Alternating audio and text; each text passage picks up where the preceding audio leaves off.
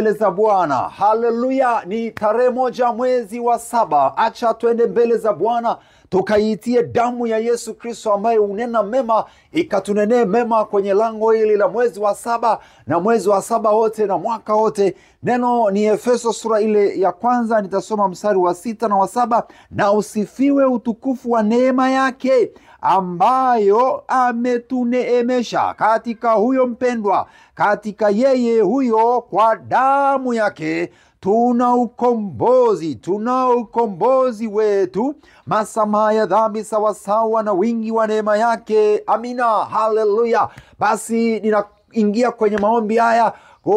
Amini, damu ya Yesu itanena mema, itatunenea baraka. Hakutakuwa na hasara wala mauti wala uharibifu.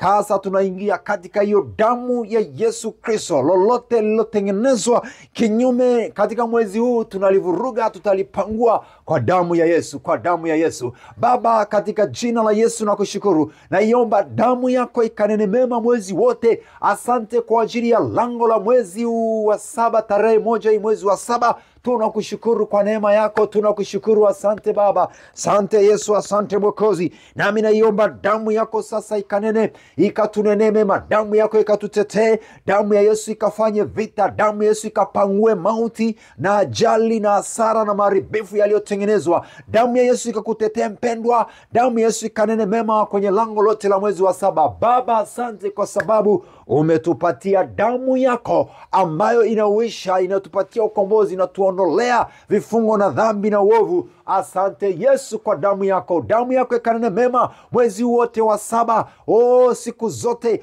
damu yako ikatunene mema. Asante Bwana kwa sababu umetuneemesha kwa damu yako, kwa neema yako. Asante Bwana kwa sababu tunahesabiwa haki kwa damu ya Yesu. Na mwezi wa 7 nateka nyara kuanzia mwanzo hata mwisho kwa damu ya Yesu.